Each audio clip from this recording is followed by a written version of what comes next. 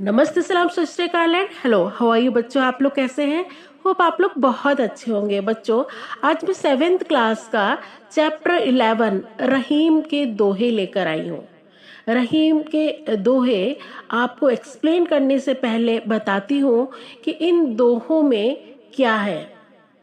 ये जो रहीम के दोहे हैं, इनमें जीवन की वास्तविकता का परिचय है और साथ ही प्रेम, त्याग और हर परिस्थिति में सहज भाव से जीने की प्रेरणा मिलती है। इन दोहों में रहीम ने कहा है कि धन रहने पर तो बहुत से लोग मित्र बनते हैं, लेकिन विपत्ति के समय साथ देने वाला ही सच्चा मित्र होता है। और जाल में मछली के फंसते ही जल उसका मुंह छोड़ देता है, परंतु मछली जल के बिना जीवित नहीं रह पाती। ये कैसा विचित्र संयोग है। और बताया गया है कि जिस प्रकार वृक्ष दूसरों के लिए फल और तालाब दूसरों के लिए जल संचित रखते हैं, उसी प्रकार सज्जन भी दूसरों के लिए धन एकत्रित करते हैं। फिर बताया है कि निर्धन लोग क्वार के बादल के समान होते हैं, जो अपने पिछले सुखी दिनों की बातें करते रहते हैं। और अंत में रहीमदास जी कहते हैं कि जिस प्रकार धरती सहज भाव से हर मौसम की मार झेल लेती है, उसी प्रकार मनुष्य को भी हर परिस्थिति का सामना करते रहना चाहिए। तो आइए अब देखते हैं डिटेल में रहीमदास के दोहे। तो पहला दोहा इस प्रकार से है। कही रहीम संपत्ति सगे बनत बहुत बहुरीत, विपत्ति कसौटी जी कसे तेई साचे मीत। रहीमदास जी कहते हैं कि संपत्ति सगे, जब हमारे पास संपत्ति होती है, धन दौलत होती है, तो हमारे बहुत से लोग सगे हो जाते हैं, अपने हो जाते हैं, हितैषी हो जाते हैं। बनत बहुत बहुरीत, और बहुत ही हितैषी लोग हमारे बन जाते हैं बहुत तरह से। लेकिन विपत्ति कसौटी जे कसे, लेकिन जो लोग विपत्ति की कसौटी में कसते हैं, अर्थात जो लोग परेशानी के समय हमारा साथ देते हैं, तेई साचे मीत, वो ही हमारे सच्चे मीत अर्थात मित्र होते हैं। दूसरा देखते हैं दोहा।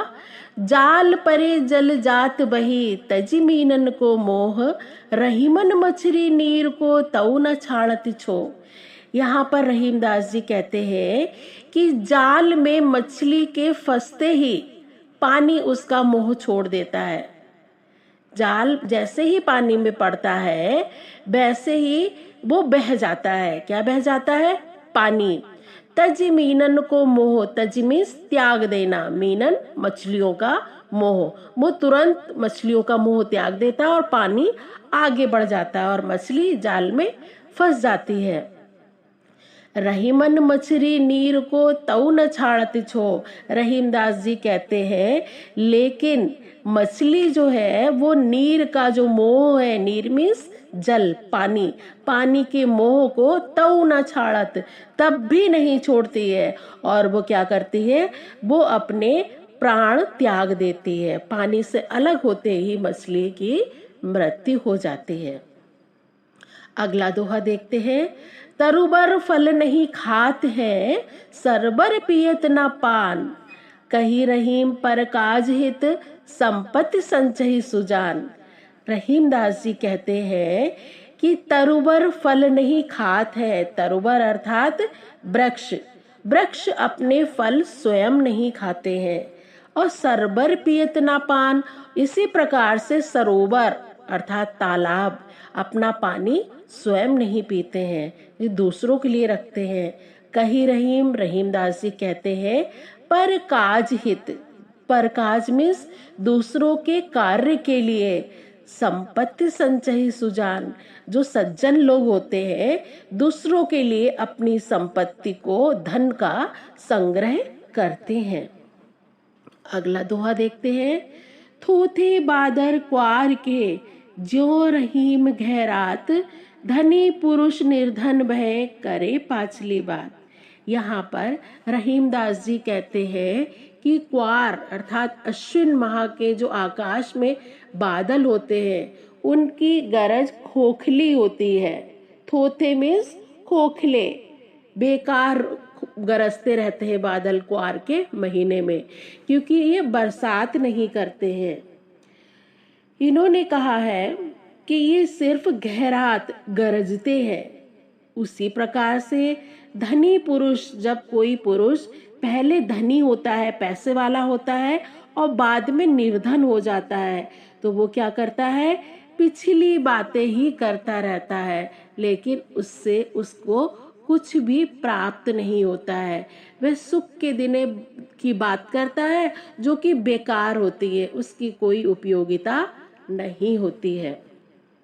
अगला दोहा है, धरती की सी रीत है शीत घाम और मेह, जैसी परे सो सही रहे त्यों रहीम यह देह। रहीमदास जी कहते हैं कि ये धरती का नियम है कि यहाँ पर सर्दी, गर्मी और बरसात, शीत मीन्स सर्दी, घाम मीन्स गर्मी और मेह बरसात, ये हर प्रकार के मौसम को समान भाव से झेल लेती है। कौन झेल लेती है? धरती। जैसी परे सो सही रहे, इसी प्रकार से हमारे शरीर को भी जैसा भी हमारे ऊपर सहना पड़े हमें सह लेना चाहिए। त्यों रहीम ये देह भी ऐसी है, हमें इस शरीर से सब कुछ सहन करने की क्षमता रखनी चाहिए। तो बच्चों, ये थे रहीम के दोहे।